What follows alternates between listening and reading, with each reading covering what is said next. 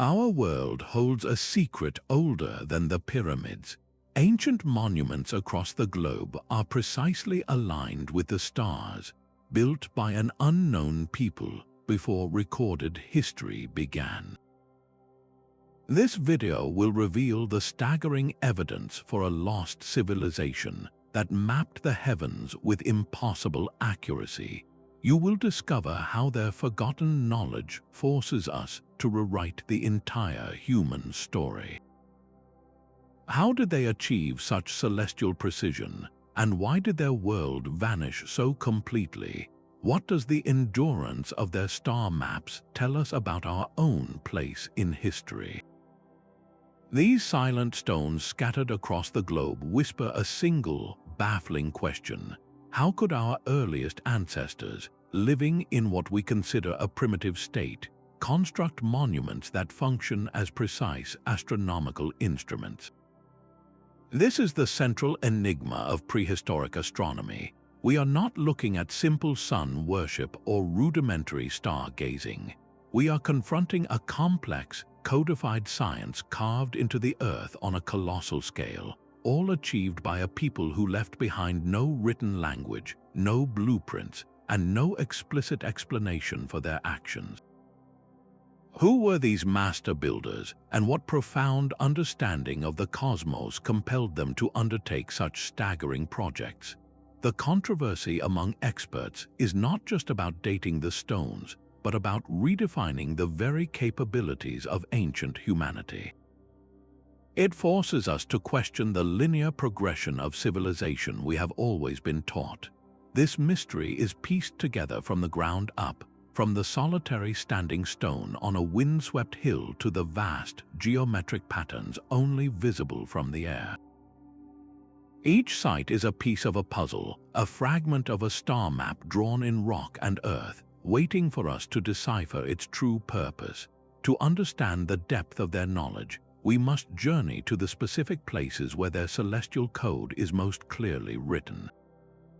The evidence for this lost civilization begins with a pattern written in stone across the planet. From the high plateau of Turkey to the plains of Peru, ancient sites share a precise astronomical alignment that defies coincidence. Consider Göbekli Tepe, a temple complex so ancient it predates Stonehenge by 6,000 years. Its massive T-shaped pillars, erected over 11,000 years ago, are arranged in circles and engraved with intricate carvings of scorpions, birds, and foxes.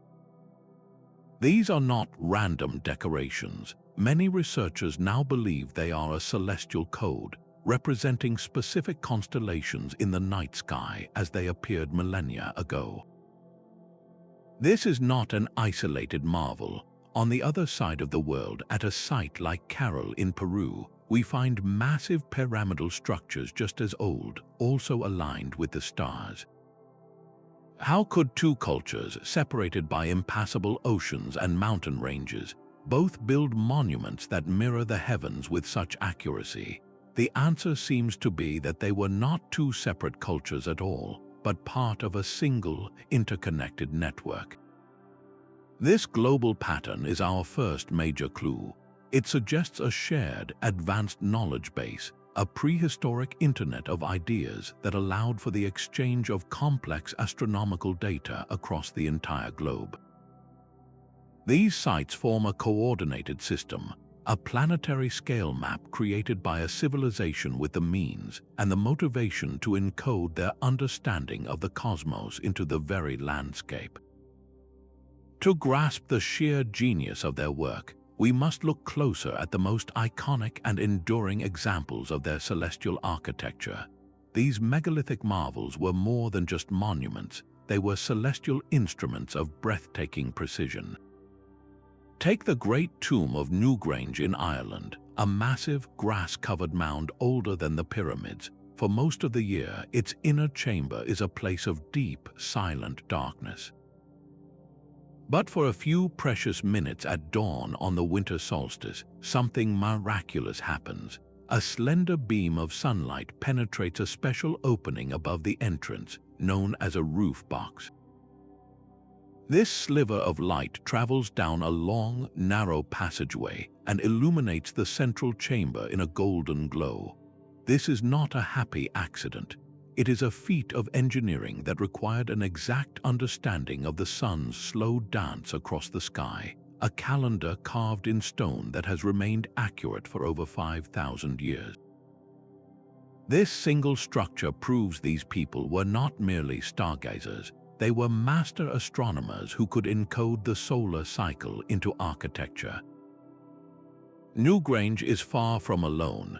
From the massive stones of Karnak in France, arranged in thousands of parallel lines that seem to chart celestial movements, to the intricate stone circles scattered across Britain, we see the same pattern. These were complex machines for tracking time, for predicting seasons, and for witnessing the grand cycles of the cosmos. They were built to last, engineered with a longevity that has preserved their perfect alignments across millennia. This leads to an even more profound question. How did they build them? The construction itself is a monumental puzzle. We are looking at multi-ton stones, quarried, shaped, and transported over vast distances without the wheel or metal tools. The mere logistics of moving a single one of these megaliths implies a highly organized society with specialized roles, from architects and engineers to astronomers, and a massive, coordinated labor force. What tools and methods did they possess that we have yet to fully comprehend? The stones themselves stand as silent testimony to a forgotten science, a blueprint for the heavens written on an epic scale. The stones themselves are the final testament, but the tools that mapped the stars were likely elegant in their simplicity. This civilization did not need advanced machinery to chart the heavens. They possessed the most powerful instrument of all, the human mind trained in profound observation. Their primary tools were the landscape itself and a few ingeniously simple devices. Imagine a single, tall standing stone placed on a level piece of ground. By tracking the moving shadow it cast from sunrise to sunset, an observer could mark the sun's daily path with incredible precision. This simple shadow caster, known as a gnomon, was effectively a giant sundial, allowing them to pinpoint the solstices and equinoxes by noting the shadow's longest and shortest reaches. The horizon was their other great tool. They used natural features or built their own artificial horizons with smaller marker stones to note the precise rising and setting points of the sun, moon, and bright stars throughout the year. Some researchers even propose they used still pools of water as reflective surfaces to observe the movements of celestial bodies directly overhead, turning a simple puddle into a primitive observatory dome. But how did they preserve this hard-won data across generations without a single written word? The answer lies in a sophisticated oral tradition, a living library of knowledge encoded not in books but in stories, songs, and rituals. Complex astronomical cycles, like the 18.6-year lunar cycle, could be memorized through repetitive chants or ceremonies performed at key celestial events. The monuments themselves served as the ultimate memory aid, a physical, unchanging reference point that anchored this oral knowledge to the real world. This combination of simple tools and powerful cultural systems allowed for the accumulation and refinement of celestial data over centuries. Their genius was not in complex technology, but in a systematic, patient methodology for recording the cosmos. They transformed observation into architecture, turning the entire landscape into a permanent, accurate celestial calendar. This intellectual achievement forces us to confront a startling possibility. What if their understanding of the sky went far beyond mere calendar keeping? What deeper message were they trying to encode in stone for the distant future? These celestial structures were the grand observatories, but the true heart of their knowledge may be found in the smaller, more intricate markings left behind. Scattered across the stones and hidden deep within caves is a visual language of spirals, dots, and animal figures that many believe are direct star maps. In the famous Lascaux cave complex in France, a vivid painting of a bull is accompanied by a cluster of 6 distinct dots above its shoulder. To modern astronomers, this configuration bears a striking resemblance to the Pleiades star cluster, a group of stars that has held profound significance for cultures across the globe for thousands of years. This is not an isolated case. On the great curbstones surrounding Newgrange and on countless other megaliths, we find complex spirals, concentric circles, and patterns of cup marks drilled into the rock. Could these be representations of celestial phenomena? Could a spiral depict the swirling path of the stars across the night sky, or perhaps even a supernova, a dying star exploding in a brilliant flash visible from Earth? Interpreting these symbols is one of archaeology's greatest challenges. The people who created them left no key, no Rosetta Stone to translate their celestial code. A pattern that looks like a constellation to one researcher might represent a territorial boundary or a spiritual concept to another. How can we ever be certain what these symbols meant to the minds that carved them? Researchers tackle this puzzle by searching for patterns. They overlay the positions of the carvings onto star charts from the corresponding era, looking for correlations. They compare symbols from widely separated sites, searching for a common visual language that might point to a shared system of knowledge. They use statistical analysis to see if the distribution of dots or cup marks matches known star patterns better than it matches random chance. It is a painstaking process of elimination and hypothesis, a constant questioning of our own assumptions. This visual language offers a more intimate window into the ancient mind than the grand monuments alone. It suggests that astronomy was not a separate science, but a dimension woven into the very fabric of their existence. The stars were not distant points of light. They were characters in their stories, guides for their journeys, and markers for their rituals. A carving of a constellation might have served as both a navigational aid and a sacred myth, telling a story of ancestral heroes placed in the sky. This deep integration of cosmology into daily life and spirituality hints at a powerful, unified worldview. It prompts a fundamental question about the purpose of this celestial cartography. Were they simply creating a practical calendar for agriculture, or were they attempting something far more profound? Were these star maps a way to connect the earthly realm with the cosmic order, to build a bridge between humanity and the heavens? The endurance of these symbols, outlasting the civilizations that made them, suggests they were encoding a message they considered vital for the future. What urgent understanding of the cosmos did they feel compelled to preserve in stone for thousands of years? The immense effort behind these star maps points to a motivation far deeper than simple curiosity. For a society living at the mercy of nature, the most immediate and practical reason was survival. A reliable calendar was a matter of life and death.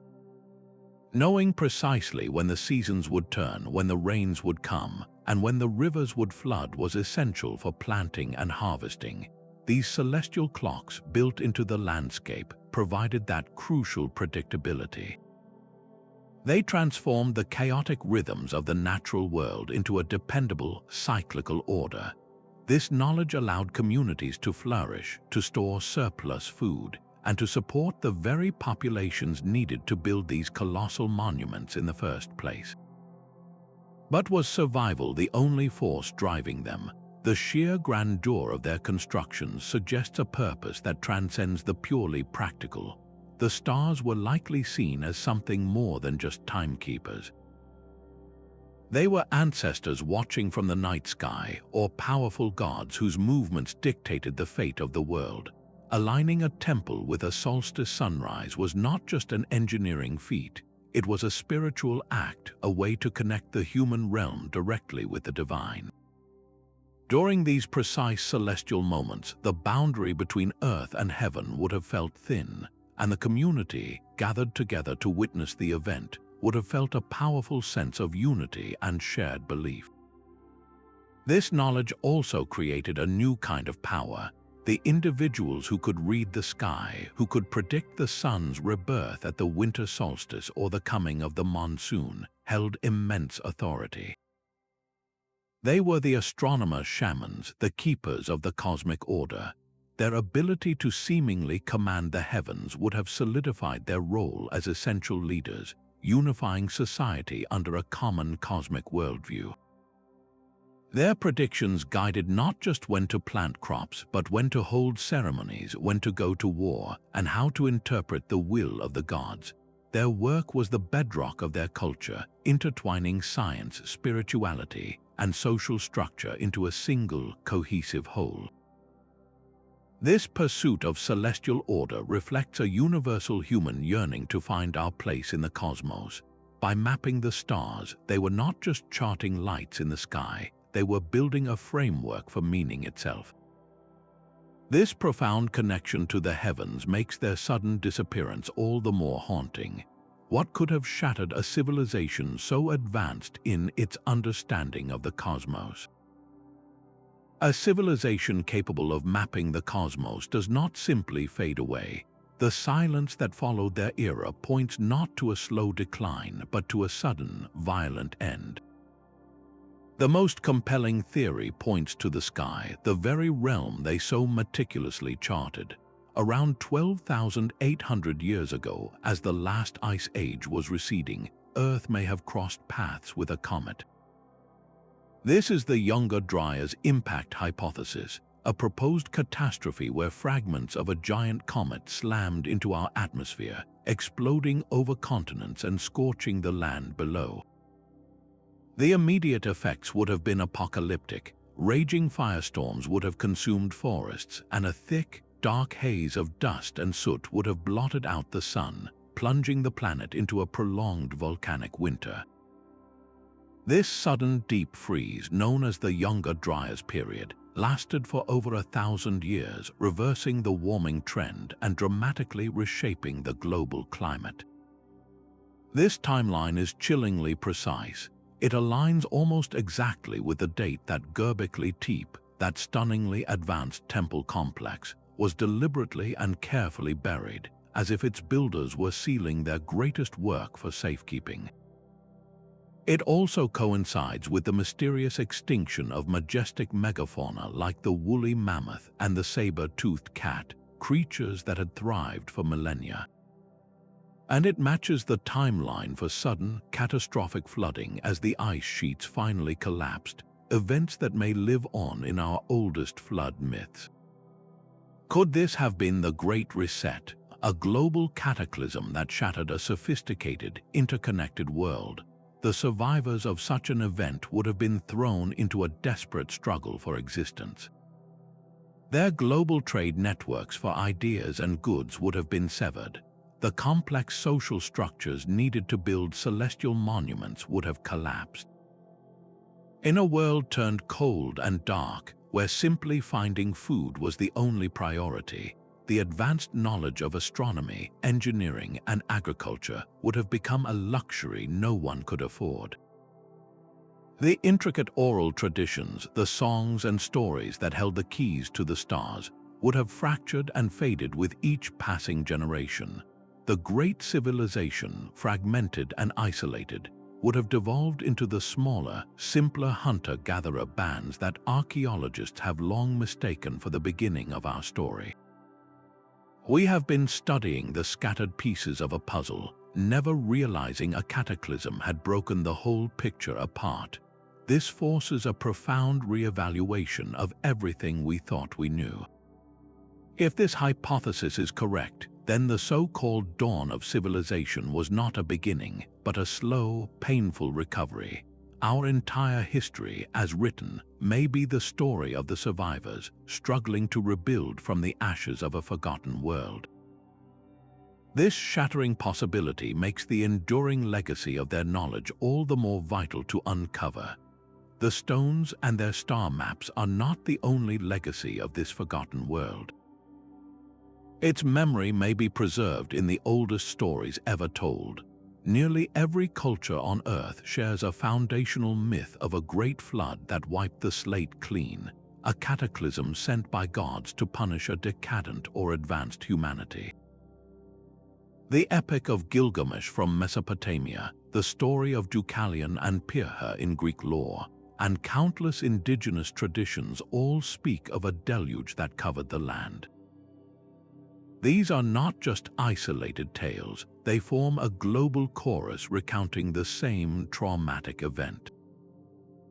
Could these be the fractured, poetic memories of the real younger Dryas floods, passed down through hundreds of generations? Similarly, legends of a lost golden age or a sunken continent like Atlantis describe a people of immense knowledge and power who fell out of favor with the gods and were swallowed by the sea. Plato's account of Atlantis, for instance, describes a sophisticated society with advanced engineering and a deep understanding of astronomy that vanished in a single day and night of misfortune. For centuries, these stories were dismissed as pure allegory, but when we place them alongside the archaeological evidence of a global cataclysm 12,800 years ago, they begin to sound less like fiction and more like history disguised as myth. These narratives consistently feature a common thread: the idea that a superior civilization once existed and that its most precious knowledge was a gift from the stars themselves. Gods or cultural heroes are often depicted as descending from the heavens to teach humanity the secrets of agriculture, architecture, and astronomy before a great disaster struck. This directly parallels the scientific mystery of how hunter-gatherers suddenly mastered the skills to build Göbekli Tepe or chart the 18.6-year lunar cycle. The myths provide a potential answer. They were not starting from scratch, they were rebuilding with fragments of a much older science. The connection transforms these ancient stories from simple folklore into a form of oral history. They are the cultural DNA of a species that endured a trauma so profound it was encoded into our collective memory. The Great Flood was not just water, but the darkness and cold of a volcanic winter. The gods who brought knowledge were the brilliant astronomer shamans of the lost civilization. The Golden Age was the period of global interconnectedness before the comet struck. This union of myth and archaeology does not diminish the scientific pursuit, it enriches it. It suggests that our ancestors were not just preserving practical skills, but the profound truth of their own near extinction. They wrapped this terrifying reality in the language of gods and heroes to ensure it would never be forgotten. So the question is no longer whether these legends are true in a literal sense, but what core truth they are protecting across thousands of years. This leads us to the final, crucial step, moving from the echoes of myth to the hard, physical proof that can verify this rewritten history. The whispers of myth and the silent testimony of stone now meet the precise language of modern science. A new field of study has emerged to formally investigate these cosmic connections, a discipline known as Archaeoastronomy. This is not about speculation, but about applying rigorous, data-driven methods to ancient sites. Researchers use powerful software to turn back the cosmic clock, recreating the exact configuration of stars, planets, and constellations as they would have appeared thousands of years ago. When they overlay these digital star maps onto the alignments of a temple like Newgrange or the pillars of Göbekli Tepe, the correlations are often undeniable. This provides quantitative proof, a mathematical backbone for the theory that our ancestors were sophisticated astronomers. The process involves meticulous statistical analysis. Scientists do not simply note that a doorway faces the sunrise. They calculate the probability of that alignment occurring by random chance. If dozens of key structures at a single site all point to significant celestial events, the odds of that being a coincidence become vanishingly small. This careful methodology is what separates credible research from fringe theories. It demands a deep respect for cultural context, asking not only what the alignment is, but what it meant to the people who built it. Was the rising of a certain star a signal for planting or a call for a sacred ceremony? By marrying celestial data with archaeological findings, archaeoastronomy builds a more complete picture of the ancient mind. This scientific validation transforms the entire inquiry. What was once dismissed as fantasy is now a serious academic pursuit, opening doors to discoveries with stunning precision. We can now calculate the exact year a particular star would have risen in a specific doorway, or when a solstice sun would have cast a unique shadow across a carved spiral. This level of detail allows us to date sites with greater accuracy and to understand the specific celestial events that held power for their builders. The stones are finally beginning to speak, not in myth, but in the universal language of mathematics and light. This rigorous confirmation of their knowledge forces one last, inevitable question. If this lost civilization was so advanced, what other secrets did they possess that we have yet to uncover? The earth beneath our feet is not as fixed as it seems. It spins with a slow, persistent wobble, like a great top winding down, tracing a vast circle in the heavens every 26,000 years. This is precession, a grand celestial cycle that gradually shifts the entire dome of the night sky. The most dramatic effect of this wobble is the identity of our North Star. The steadfast Polaris that guides us today was not always the sentinel of the North. When the Great Pyramid of Giza was new, the pole star was a different sun entirely, a star in the constellation of Draco called Thuban. Yet the pyramid itself is aligned to true north with an accuracy that defies modern comprehension, its sides facing the cardinal directions with an error of less than a fraction of a single degree. This creates an astonishing contradiction. The builders deliberately aligned their most sacred structure not to the pole star of their own era, but to the fixed, abstract point of the celestial pole around which Thuban slowly circled. This means they understood that the star marking north was temporary, a passing occupant of a permanent seat. They were not just building for their present, they were encoding a knowledge of the sky's slow dance across millennia. How could an ancient culture perceive a cycle that takes 26,000 years to complete? You cannot witness precession in a single lifetime, or even across 100 generations. Its detection requires meticulous, unbroken observation, the patient recording of star positions century after century, a project spanning longer than all of recorded history. This suggests a civilization so stable, so dedicated to celestial study, that it could accumulate and preserve data for thousands of years without a single break in the chain of knowledge. This long-term tradition allowed them to predict the slow drift of the constellations and to understand their place within a cosmic timeline far grander than any human empire. The evidence for this profound understanding does not stop at the pyramids. It echoes in the world's oldest myths. The ancient Egyptians spoke of a time when the sky was supported by different pillars. The Greeks told of a golden age presided over by a different constellation. Hindu cosmology describes vast cycles of creation and destruction known as yugas, timelines that mirror the scale of precessional eras. These are not just random stories, they are the cultural memory of a shifting sky, a way of passing down the observation that the very axis of the world was in motion.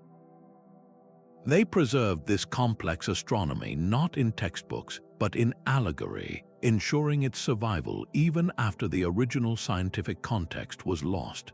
the realization that our ancestors may have comprehended such a vast temporal scale forces a humbling perspective.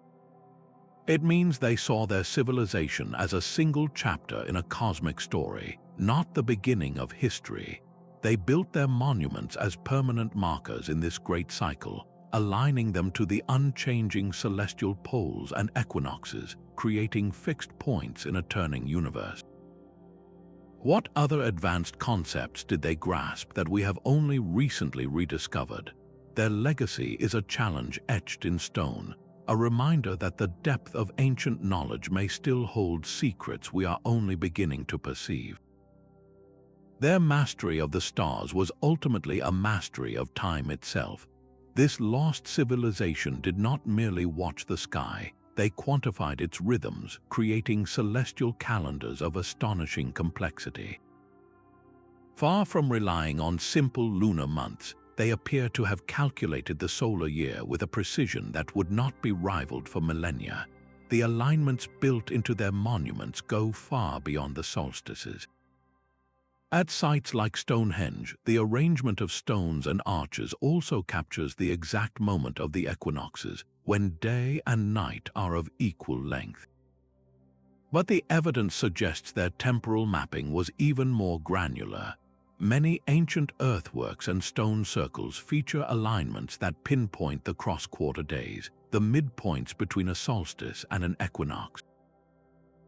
These are the traditional markers for the beginning of seasons, times for planting, harvesting, and major festivals that required foreknowledge not of months but of days. Achieving this required a deep, long-term understanding of the sun's subtle, slow migration along the horizon throughout the year. This was not guesswork, it was a precise science encoded in architecture. The logical culmination of this ancient timekeeping tradition might be found in a much later yet equally mysterious object, the Antikythera mechanism. Discovered in a 2,000-year-old shipwreck, this intricate bronze device is an analog computer of staggering complexity, with dozens of interlocking gears that could predict planetary positions, lunar phases, and even the timing of eclipses. It stands as proof that the Greeks had inherited or developed a sophisticated technology for modeling the cosmos, but such a device does not appear from nowhere. It represents the peak of a long lineage of mechanical computation. Could the Antikythera mechanism be a relic of a much older tradition, a final, physical echo of the knowledge that was once used to design the great stone calendars of prehistory? The ability to track time with such revolutionary accuracy would have transformed every aspect of society. Farmers could plan their agricultural cycles with confidence, ensuring food surplus and stability. Priests could orchestrate elaborate religious rituals to coincide with specific celestial events, reinforcing their spiritual authority. This command over the calendar was the very bedrock upon which complex, stratified societies were built. It allowed for the coordination of labor, the planning of trade, and the creation of a shared cultural rhythm tied directly to the heavens. This profound understanding of cosmic time naturally leads to a compelling application. If they could navigate the great ocean of the sky with such skill, how might they have applied this knowledge to navigate the physical oceans of Earth? The same celestial knowledge that mapped the seasons could also guide a ship across the trackless ocean. If this lost civilization truly understood the stars, then the seas were not a barrier but a highway. The controversial theory of transoceanic travel in the deep past suggests these people were not just astronomers but master mariners. Compelling clues hint at this possibility. On both sides of the Atlantic, we find eerily similar megalithic structures, massive stone tombs and standing stones built in nearly identical styles. How could cultures in ancient Europe and the Americas, supposedly separated for thousands of years, develop such parallel architectural traditions completely independently? The evidence extends beyond stone. Sweet potatoes, a crop native to South America, were a staple food in Polynesia long before the era of European explorers. How did this plant cross the vast Pacific if not by human hands aboard an ancient vessel? These scattered fragments point to a world far more connected in prehistory than our textbooks have ever allowed. The key to unlocking these voyages lies in the stars themselves. Celestial navigation is a sophisticated art. By measuring the angle of a known star, like the North Star above the horizon, a navigator can determine their latitude, their position north or south on the globe. Other bright stars serve as guiding beacons, rising and setting in predictable positions that create a mental star compass for any seasoned sailor. This is not a simple matter of steering toward a star. It is a complex system of dead reckoning and celestial observation that requires deep, memorized knowledge of the night sky's turning. Mastering this would have allowed these ancient explorers to venture into open water with confidence, using the heavens as their only chart. This raises a profound question about their technology. Did they possess the seafaring vessels capable of such epic journeys? While no wooden ships from that era could survive to the present day, we can look to later seafaring cultures for clues. The Polynesians, using nothing more than sophisticated double-hulled canoes and their immense knowledge of the stars, waves, and wildlife, settled the most remote islands on Earth. If a later culture could achieve this, why not an earlier, equally advanced civilization? They may have built robust, ocean-going vessels capable of riding the great currents, ships that carried not just people but ideas. This potential for global exploration forces us to reconsider their entire societal structure. A culture that can coordinate the building of Göbekli Tepe could certainly organize a naval expedition. A society that could chart the 26,000-year precessional cycle had the long-term planning and stable institutions necessary to support exploration and colonization. They would have needed shipwrights, navigators, traders, and a command hierarchy, all indicating a level of social complexity we rarely attribute to the Stone Age. This was not a scattered collection of primitive tribes, but a networked, seafaring culture with the means to spread its celestial religion and astronomical science to every corner of the world. The stones on land and the potential paths across the sea paint a picture of a unified, global civilization, whose greatest achievement was not a single monument, but the creation of a shared world view written in the stars and carried upon the waves. Such a grand celestial vision required an equally grand social structure to bring it to life. The solitary shaman interpreting star patterns for a small band of hunter-gatherers could never have marshaled the resources to erect a Stonehenge or a Göbekli Tepe. This was the work of a complex, stratified society. At its foundation was a massive, coordinated labor force, quarrying multi-ton stones, transporting them for miles, and raising them into precise positions required thousands of hands. This implies a clear division of labor with specialized roles for stonemasons, engineers, rope makers, and overseers. These were not slaves toiling under a whip, but more likely a unified population contributing to a sacred, communal project that gave their entire culture a sense of purpose and identity. Their shared belief in a cosmic order mirrored in their earthly constructions would have been the glue that held this immense effort together. At the apex of this society were the visionaries, the astronomer priests.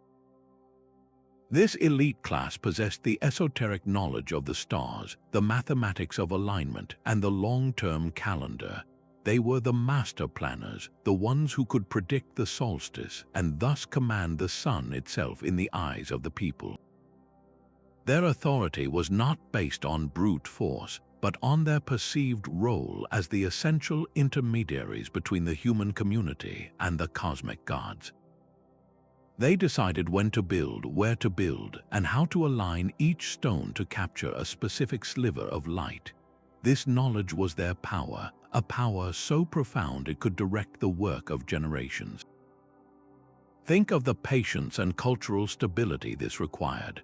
A single individual might spend their entire life hauling stones for a temple whose central chamber they would never live to see completed. Their children and their children's children would continue the work, all trusting in the long-term vision passed down by the astronomer priests.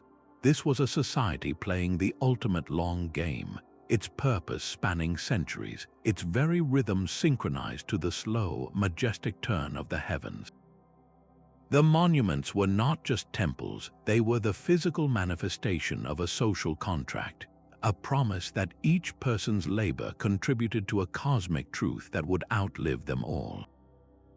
This deep integration of cosmology into daily life transforms these cold stones into something deeply human. We are not just looking at astronomical instruments, but the remnants of a lived experience, a culture where every sunrise was a ceremony and every rising star was a chapter in a collective story. The endurance of their work across millennia is a testament to the power of that shared vision, a society so unified by its understanding of the cosmos that it could literally move mountains to touch the sky. Their architectural genius reveals a hidden language, one written not in words but in pure mathematics. The stones they raised were positioned according to precise geometric principles that resonate with the very fabric of the universe. We find the ratio known as pi, the constant that defines a circle, encoded in the dimensions of the Great Pyramid. The perimeter of its base relates to its height in the exact same proportion as a circle's circumference relates to its diameter.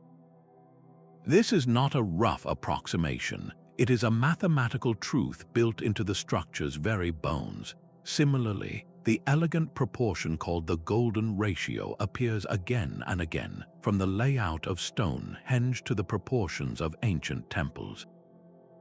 This ratio, approximately 1.618 to 1, is found throughout nature in the spiral of a nautilus shell, the arrangement of seeds in a sunflower, and even the branching of our own blood vessels. To these ancient builders, this was not a coincidence. They saw these geometric patterns as a universal code, a sacred language spoken by everything from the smallest shell to the largest swirling galaxy. Their monuments were designed to speak this language fluently. By incorporating pi and the golden ratio, they were not just building stable structures, they were forging a direct symbolic link between their earthly creations and the cosmic order. The circle of a Stonehenge and the perfect square of a pyramid base were more than shapes. They were fundamental expressions of a universe governed by mathematical law.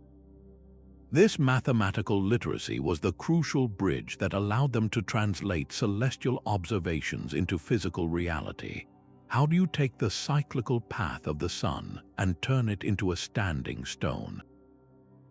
You use geometry. The angles of sightlines to the horizon, the proportions of doorways to capture slivers of light, the complex interplay of circles and ellipses to track lunar cycles, all of this required a sophisticated grasp of form and number. Their architecture was applied cosmology, a three-dimensional model of their understanding of space, time, and celestial motion. In their worldview, number, form, and cosmos were a single, inseparable truth. To understand the stars was to understand geometry, and to master geometry was to participate in the divine structure of reality itself. This profound unification of science and spirituality did not stop at architecture. It flowed naturally into every form of expression they left behind, inviting us to see the art on their stones with entirely new eyes. The stones have given us their testimony, but they represent only the most durable fraction of a lost world. For every granite slab that has endured the millennia, countless artifacts of wood, hide, and fiber have long since returned to the earth. We are left with the skeleton of their civilization, while the flesh and blood of their daily life have vanished. Imagine the star charts they might have painted on prepared animal skins, mapping the constellations with pigments derived from berries and ochre.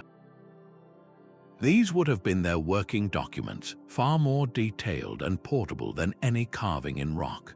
Or consider the possibility of intricate devices crafted from wood and bone, analog computers similar to the Antikythera mechanism but built from perishable materials.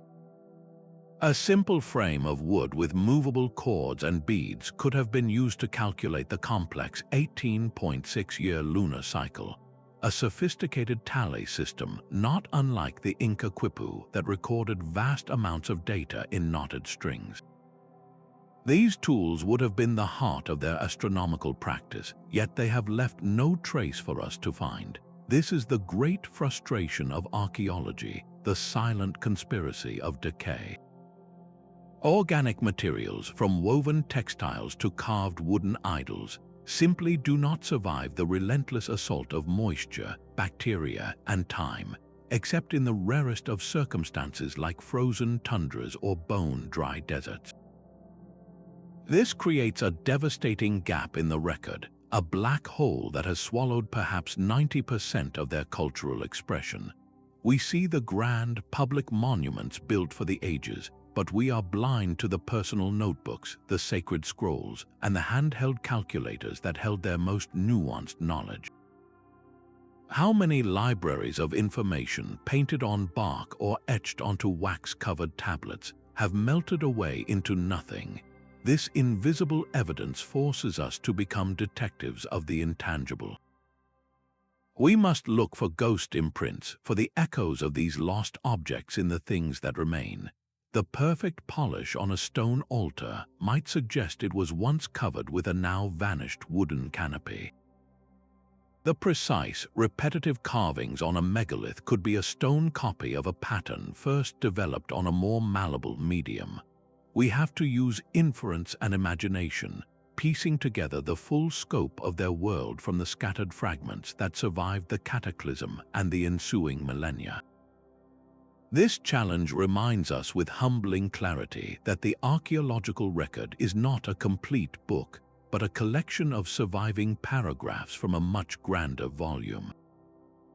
To read that volume, we must embrace a multidisciplinary approach, weaving together astronomy, geology, mythology, and experimental archaeology.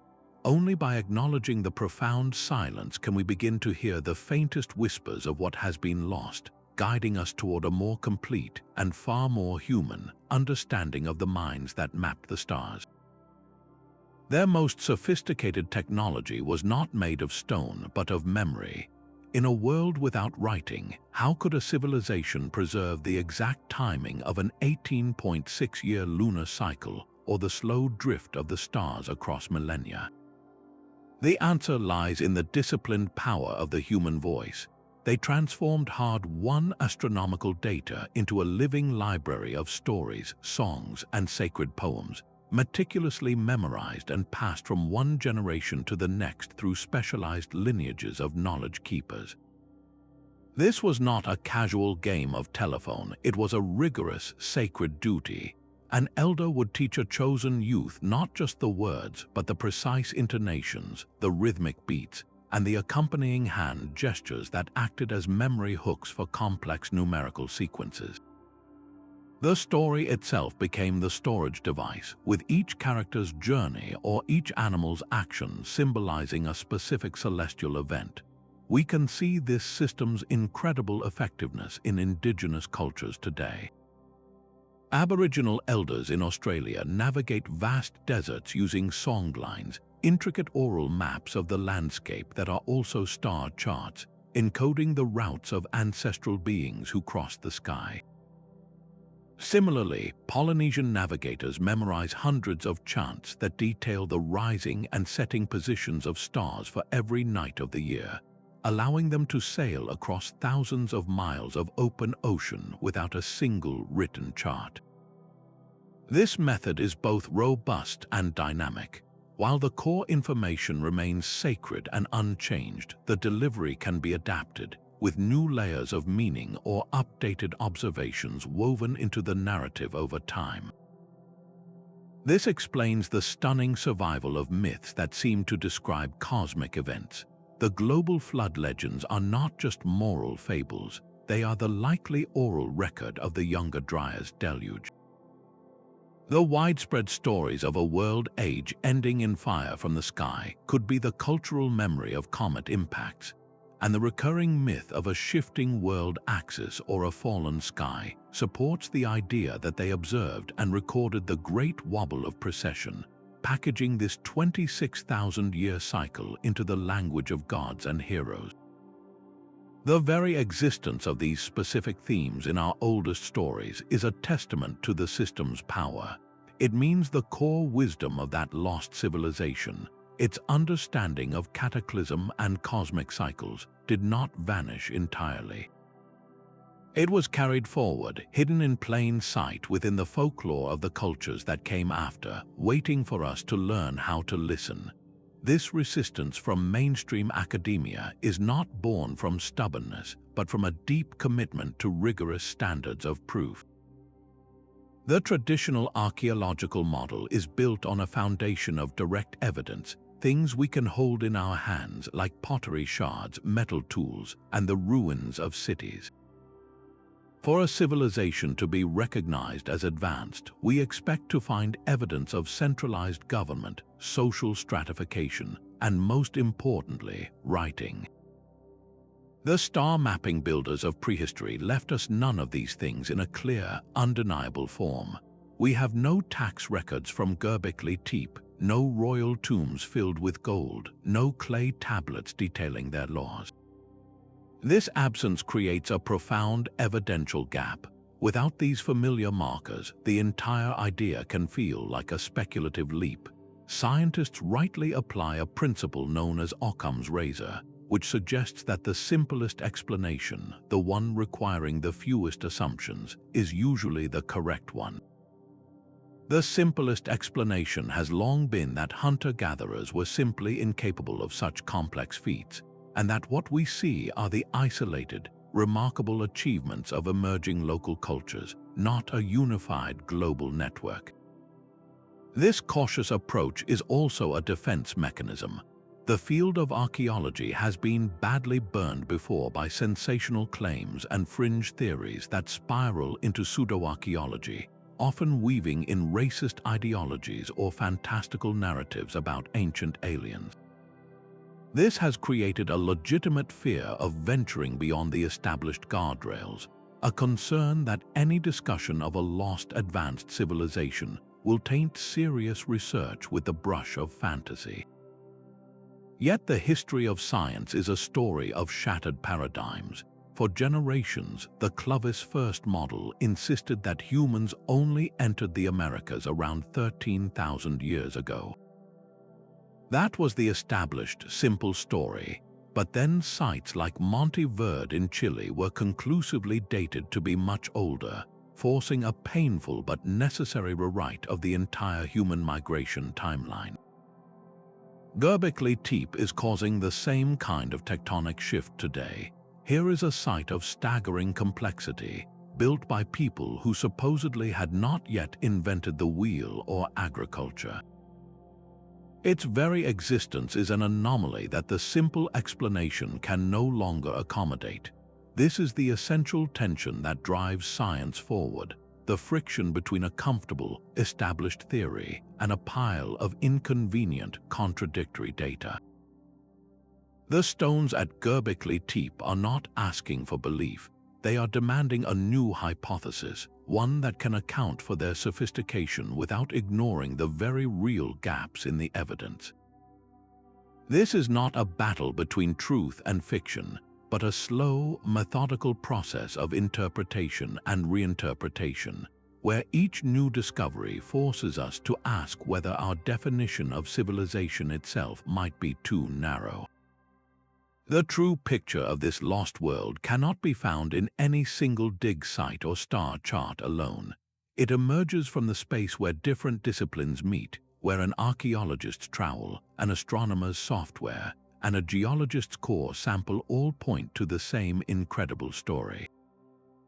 This is the power of interdisciplinary study, a collaborative effort that shatters the walls between academic fields. When a mythologist analyzes a global flood legend, their findings can be cross-referenced with a climatologist's data from ancient ice cores. These long cylinders of ice, drilled from deep within glaciers, act as a frozen archive of Earth's past atmosphere, preserving tiny bubbles of air and layers of volcanic ash that precisely date periods of abrupt climate change.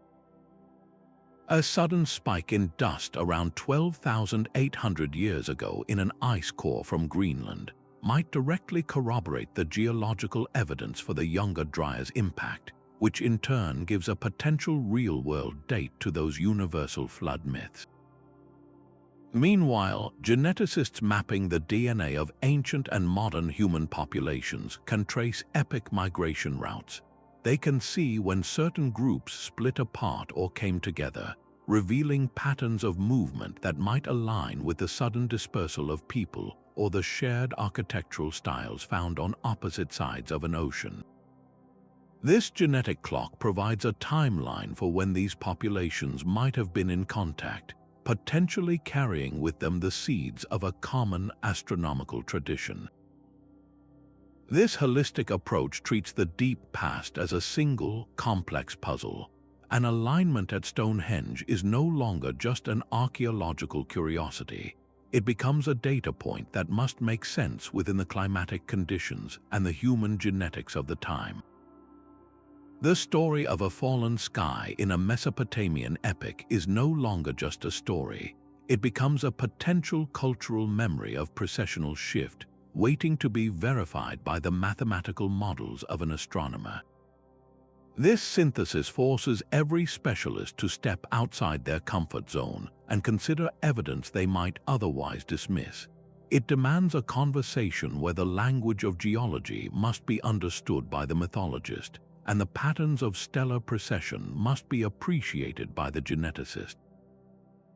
The mystery of the star mappers is simply too vast, too deeply woven into the fabric of our planet and our species, for any one field to solve alone. It requires us to assemble a unified testimony from the Earth, the ice, the stars, and our oldest stories, creating a portrait of the past that is far richer and more human than any single clue could ever provide. A technological revolution is quietly unfolding in the search for our lost ancestors, transforming empty landscapes into digital libraries of the past. LiDAR, or light detection and ranging, is one of the most powerful tools in this new arsenal. Mounted on aircraft, it fires millions of laser pulses toward the ground, piercing dense jungle canopies that have hidden the Earth for centuries. By measuring the time it takes for each pulse to return, it constructs a breathtakingly detailed three-dimensional map of the terrain below, digitally stripping away the vegetation to reveal what human eyes cannot see. In the jungles of Cambodia, this technology exposed the sprawling, low-density metropolis of Angkor, a city far larger than anyone had dreamed. Now, researchers are using LiDAR to scan the Amazon basin and the dense forests of Central America, finding vast networks of roads, pyramids, and agricultural systems that rewrite our understanding of pre-Columbian civilization in moments. From the sky, satellites contribute another layer of vision. Their sophisticated sensors can detect subtle differences in soil moisture and plant health, revealing the ghostly outlines of ancient walls, roads, and giant geoglyphs carved into the earth. These massive earthworks, often too large to be recognized from the ground, form geometric patterns and animal shapes that may have served as territorial markers or even celestial maps visible only from above. On the ground itself, without moving a single shovelful of dirt, ground-penetrating radar sends electromagnetic pulses into the Earth, painting a picture of what lies buried below. It can locate hidden chambers, foundational post holes from ancient wooden structures, and entire subterranean complexes, allowing archaeologists to precisely target their excavations and preserve fragile sites from unnecessary disturbance. This flood of new data is meaningless without the power to analyze it. Advanced software now allows for stunningly precise archaeoastronomical calculations. Researchers can input the exact GPS coordinates of a newly discovered stone circle, and with a few clicks, rewind the sky to its configuration on any day in the last 20,000 years.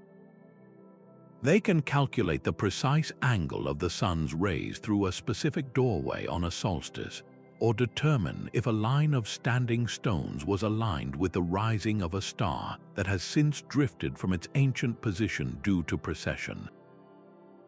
This digital time machine provides the mathematical proof that turns a speculative alignment into a statistically significant fact. The sheer volume of new sites being discovered, combined with this ability to instantly test their celestial connections, is creating an irrefutable body of evidence.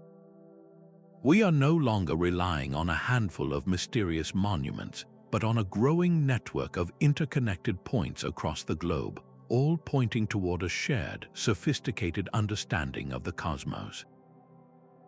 This technological leap is not just giving us new answers, it is fundamentally changing the questions we are able to ask. The stones may be ancient, but their story is profoundly modern, raising urgent questions about who holds the right to tell it. As we uncover the potential of a lost global civilization, we must also confront the ethics of that discovery. The pursuit of this knowledge cannot be separated from the living cultures who are the inheritors of these lands and perhaps of this very legacy. For generations, the oral histories and spiritual traditions of indigenous communities have been dismissed as myth by mainstream academia. Now, as science begins to catch up to their ancient stories of world ages and star ancestors, we face a critical moment of reckoning. Is it ethical for outside researchers to arrive with their LiDAR and ground-penetrating radar, extract data, and then publish their interpretations without the deep involvement and consent of the native peoples for whom these sites remain sacred? This is the complex issue of cultural appropriation in the realm of knowledge. It is not merely about who gets to speak, but who gets to define the truth. The movement for the repatriation of artifacts and human remains is a vital part of this conversation. For too long, museums and universities in distant countries have held the physical evidence of these cultures, treating them as objects of study rather than as the sacred patrimony of a living people. Returning these items is not just an act of justice, it is an acknowledgement that the descendants of the original builders may hold unique insights crucial to deciphering the past. Their oral traditions are not quaint folklore, they are libraries of encoded information, potentially preserving details about celestial events, construction techniques, and societal values that no amount of technological scanning can ever reveal. A truly holistic understanding of our deep past requires a collaborative model, one that brings together the astronomer, the archaeologist, and the indigenous knowledge keeper as equal partners. This ethical framework transforms the search from a colonial extraction of secrets into a respectful dialogue about our shared human heritage. When we listen to a native elder recount a migration story that mirrors a geneticist's DNA map, or a creation myth that describes a comet impact, we are not just validating science with stories, we are weaving a richer, more complete tapestry of human history. This inclusive approach ensures that the quest to understand a universal human past is conducted with humility and reverence for all its living branches. Such a profound shift in perspective forces us to look beyond the stones and the stars and into the very meaning of history itself. This discovery strikes at the very foundation of our self-image. For centuries, we have told ourselves a comforting story of linear ascent, a steady march from primitive hunter-gatherers to the complex societies of today.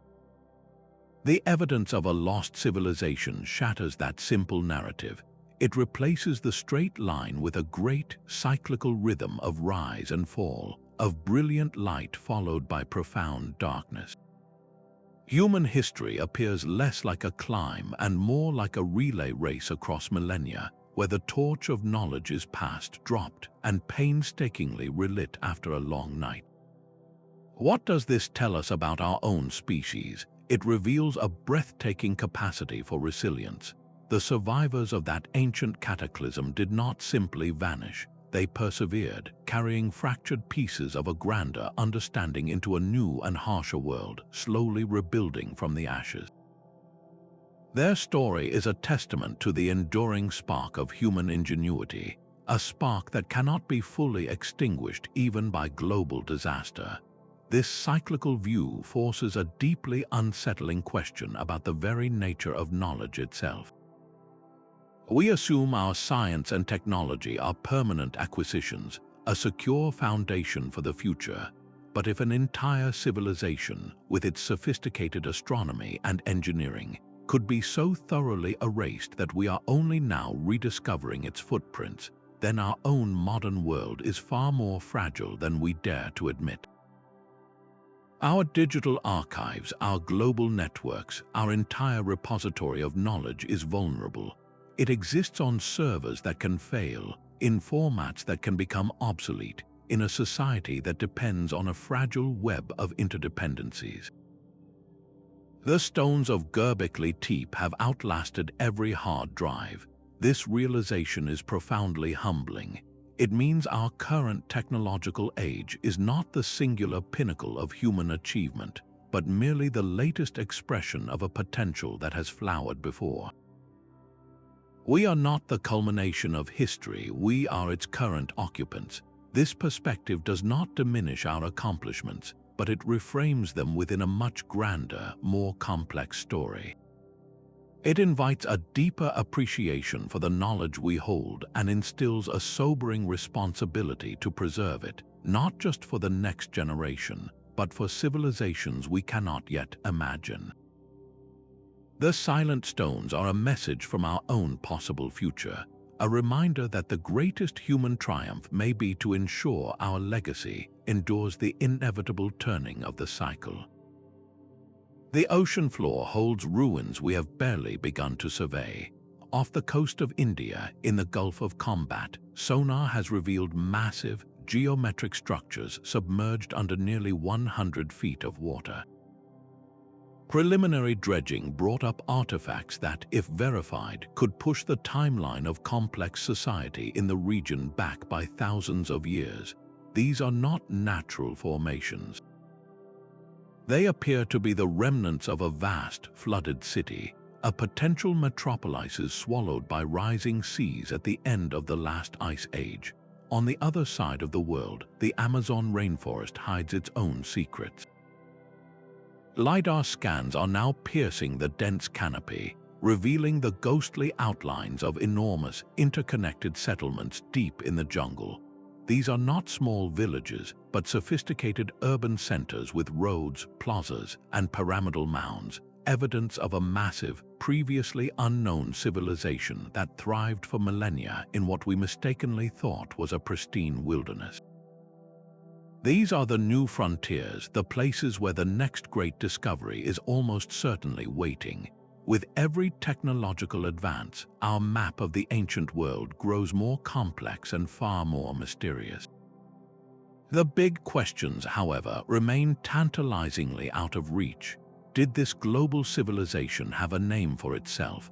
We refer to them by the places we find their ruins, like the builders of Göbekli Tepe or the architects of the Giza Plateau. But what did they call their own world? Their daily life is a complete blank. We see their grand, celestial monuments, but what did they eat for breakfast? What songs did they sing? What did they fear and what did they love? The intimate texture of their existence is lost to us. Most compelling of all is the possibility that their work was intentional, a message in a bottle cast across the millennia. Were these star-aligned monuments designed as a warning, a record of a past cataclysm meant to prepare us for a future one? or were they a testament, a proud declaration that they were here, that they understood the cosmos, and that they reached for the stars? The answers are not buried in a single dig site, but scattered across the globe, hidden beneath jungles, deserts, and seas. This is not a closed chapter in a history book. It is a live investigation, a detective story where the next sweep of a LiDAR beam, the next core sample from the ocean floor, could shatter our understanding of human history all over again. The greatest discovery of all may still be waiting just beneath the surface. So where does all this evidence lead? The scattered stones, the global flood myths, the mathematical blueprints, and the celestial alignments all converge on a single, breathtaking portrait of a lost world. This was not a civilization of isolated villages, but a sophisticated network of maritime peoples. They likely built their cities along the now drowned coastlines of the last ice age, using the oceans as their highways. Their society was almost certainly governed by a theocratic elite, a class of astronomer priests whose authority flowed from their unique ability to read the sky, predict the seasons, and seemingly command the sun itself. Their connection to the cosmos was the bedrock of their entire culture, a spiritual framework that saw the movement of the stars as a divine language and their own monuments as a way to answer back. Their profound knowledge was not an abstract science but a practical, living system. It guided their sailors across vast, unknown seas, told their farmers exactly when to plant and harvest, and directed the construction of temples that doubled as celestial calendars and communal gathering places. This grand, interconnected civilization, however, met a sudden and violent end. The cataclysm of the Younger Dryas period, whether from comet impacts or the rapid collapse of ice sheets, shattered their world. Their coastal cities were swallowed by rising seas, their global trade routes were severed, and their complex social structures collapsed into survival. The survivors, scattered and isolated, were forced to rebuild from nothing. In the ensuing millennia, the grand unified knowledge fractured into local traditions. The precise science of the stars devolved into the mythology of gods and heroes.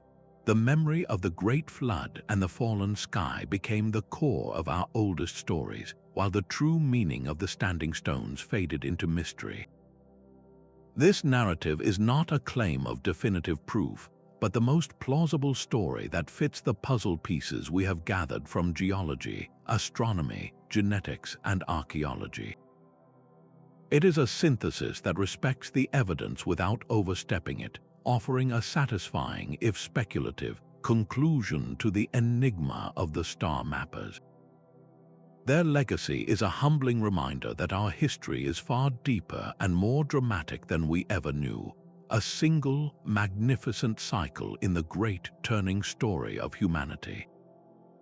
Our journey through the stars and stones reveals a human past far richer than we ever knew. The evidence paints a portrait of a forgotten world, a civilization that saw the cosmos as a grand map, a celestial clock, and a bridge to the divine.